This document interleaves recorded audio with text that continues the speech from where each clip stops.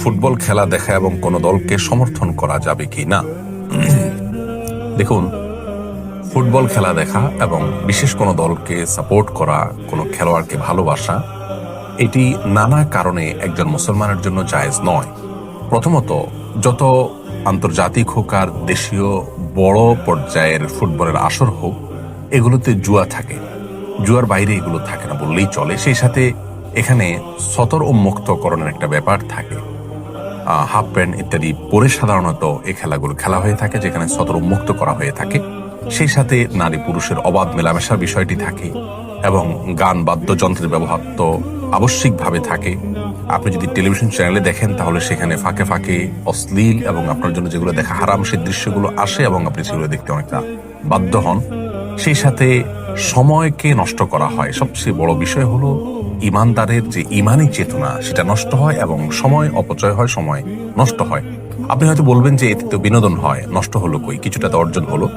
তো যদি কিছুটা আপনি মজা পান তাহলে হারানোর পরিমাণটা তার চাইতে বহুগুণ বেশি। কারণ এর ফলে সালাতের প্রতি মনোযোগিতা নষ্ট হয়ে যায়, আল্লাহ রাব্বুল আলামিনের প্রতি আমাদের যে মনোযোগিতা সেটা নষ্ট হয়ে যায়। একজন মানুষ এই ধরনের খেলাগুলো দেখতে অভ্যস্ত যিনি, তিনি এই খেলাগুলোর চরম উত্তেজনাকর মুহূর্তে জামাত শুরু হলে অনেক সময় জামাত রেখে তিনি খেলা দেখা কন্টিনিউ করেন এবং এটাই বাস্তবতা। অতএব আল্লাহর জিকির থেকে এগুলো গাফেল করে ফেলে, এক ধরনের এডিকশন, নেশার মতো একটা অবস্থা আমাদের মধ্যে সৃষ্টি করে এবং দিন এবং দুনিয়া উভয় দৃষ্টিকোণ থেকে আমাদের জন্য এর চাইতে আরো বহু উপকারী বিষয় থেকে আমাদেরকে দূরে সরিয়ে রাখে। সেই সাথে এগুলোর ফলে গীবত, শেকায়েত, পরনিন্দা, শত্রুতা, একে অন্যের বিরুদ্ধে লাগা এবং পক্ষ বিপক্ষ অবলম্বন করে ফেসবুকে, সোশ্যাল মিডিয়াতে বা অফলাইনে অনলাইনে মারামারি, গন্ডগোল, ফাসাদ এগুলো হয়ে থাকে। সেই সাথে কাফির এবং ফাসিক, যাদের মধ্যে আল্লাহ তাআলার প্রতি ঈমান নেই, বিশ্বাস নেই, যারা আমার রবের স্বীকৃতি দেয় না, তাদেরকে সম্মান করা, শ্রদ্ধা করা, ভক্তি করা, ভালোবাসা, অন্তরের গহীনে জায়গা দেওয়া, এগুলো সবগুলো ঈমান বিরোধী কাজ। আপনি যদি খুব বেশি উদার হন, যে উদারতার সবকটা মূলত ইবলিস এবং শয়তান দিয়ে থাকে, তাহলে সেক্ষেত্রে ঈমানদার হওয়ার কোনো সুযোগ আপনার নেই।